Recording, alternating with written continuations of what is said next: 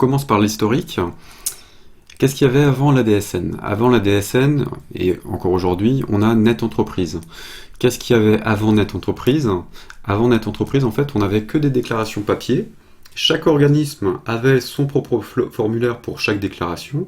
Vous aviez un formulaire pour l'attestation Pôle emploi, vous aviez un formulaire pour l'attestation pour les indemnités de sécurité sociale, enfin de maladie, pour les IJ, etc., etc.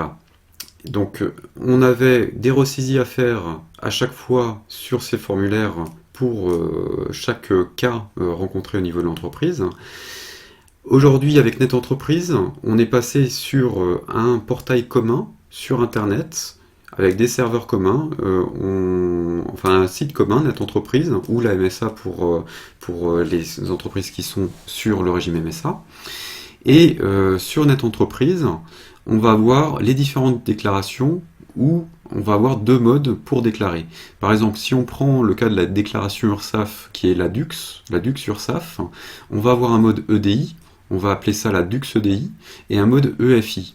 Donc le mode EDI, c'est quand vous avez votre logiciel de paye, vous appuyez sur un bouton et ça vous génère un fichier texte avec un format particulier où on a toutes les cotisations dedans.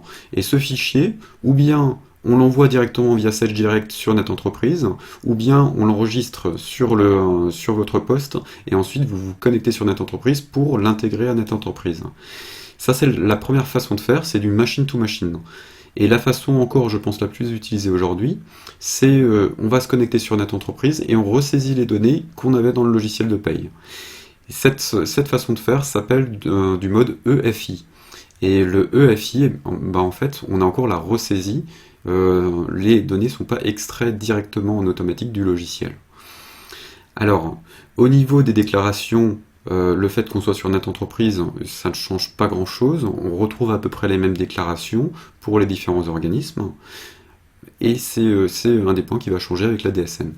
Avec la DSN, on va avoir qu'un seul flux mensuel, enfin dans l'idée, puisque le flux mensuel c'est la DSN mensuelle, on peut avoir aussi des flux de signalement pour les arrêts de travail et les fins de contrat aujourd'hui.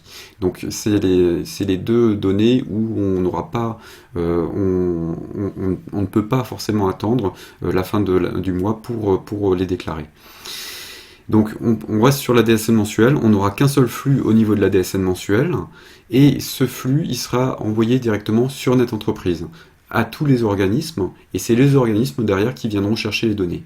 Donc ce flux, on ne peut pas le faire en mode EFI, ce sera forcément de l'EDI, c'est-à-dire que ce sera forcément le logiciel de paye qui va générer le fichier. Et derrière, quand il sera envoyé, ce sera automatiquement récupéré au niveau de chaque organisme. Et ce qui est intéressant aussi, c'est que la base de la DSN, c'est de ne plus avoir plein de formats différents. Donc chaque organisme qui veut une donnée particulière, il doit d'abord vérifier si la donnée n'avait pas été demandée par un autre organisme. Je prends l'exemple simplement du brut sur un salarié. Si l'URSSAF avait déjà demandé le brut à un endroit dans la DSN, les autres organismes ne pourront pas redemander la même information à un autre endroit. Donc du coup, ça limite quand même considérablement le nombre de données au niveau de la DSN et le nombre de données à contrôler chaque mois. Donc voilà pour l'historique. On passe à la définition.